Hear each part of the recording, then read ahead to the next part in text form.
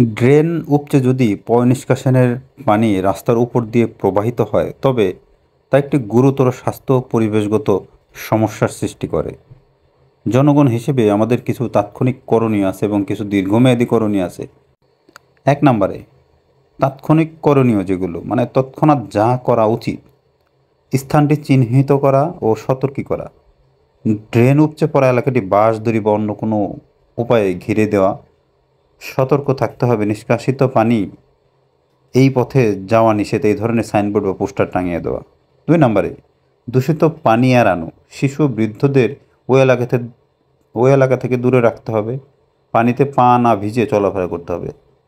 পায়ে পারলে গামবুট পরতে হবে। ৩ নম্বর সংক্রমণ প্রতিরোধ, ওই এলাকায় চলাফেরা করার পর সাবান দিয়ে হাত পা ধুয়ে ফেলতে হবে। বিশুদ্ধ পানি পান করতে হবে এবং অপরিশোধিত খাবার খাওয়া থেকে বিরত থাকতে হবে। আর যদি দীর্ঘমেয়াদী করণীয় সেটার কথা বলি, ১ নম্বরে হচ্ছে স্থানীয় প্রশাসনকে জানানো, পৌরসভা, সিটি কর্পোরেশন বা ইউনিয়ন পরিষদের কাছে লিখিত অভিযোগ, ছবি ও ভিডিও পাঠানো। ২ নম্বরে সমষ্টিগত উদ্যোগ, প্রতিবেশীদের নিয়ে একটি দল গঠন করে এলাকার সচেতনতা তৈরি করতে হবে। সবাই মিলে পরিষ্কার পরিচ্ছন্নতা কর্মসূচি গ্রহণ করতে হবে। ৩ নম্বরে ময়লা ফেলা বন্ধ করতে হবে। ড্রেনে প্লাস্টিক, খাবারের উচ্ছিষ্ট বা অন্য আবর্জনা ফেলা বন্ধ করতে হবে। সবাইকে বোঝাতে হবে যে এই কাজ করা ঠিক না। ৪ নম্বরে যদি বলি, স্থানীয় প্রতিনিধি বা জনপ্রতিনিধিকে চাপ দিতে হবে যে এই ঘটনা কেন ঘটছে। ৫ নম্বরে হচ্ছে পরিকল্পিত ড্রেনেজ ব্যবস্থা যেন গড়ে ওঠে, সেই ব্যবস্থার পদক্ষেপ নিতে হবে।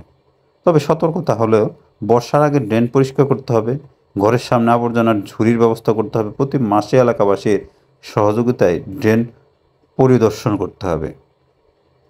আসলে সমষ্টিগতভাবে যদি আমরা সবাই এগিয়ে না আসি তাহলে এটা কোনো মতেই করা সম্ভব না। তবে এলাকার মেম্বার, কাউন্সিলর এদেরও কিছু ভুলের কারণে এই যে দেখতেছেন যে একটু বৃষ্টিতে বা কোনো কারণ ছাড়াই ড্রেন উপচে রাস্তার উপরে পানি উঠতেছে, এটা হয়। পরিকল্পনার অভাব, মানে টাকা প্রকল্পে আসছে, সেই প্রকল্প দিয়ে টাকা দিয়ে কাজ করতে হবে, এটা হলো বড় কথা। পরিকল্পনা মাফিক যে কাজ একটা বাস্তবায়ন করতে হবে সেটা তারা নজর দেয় না।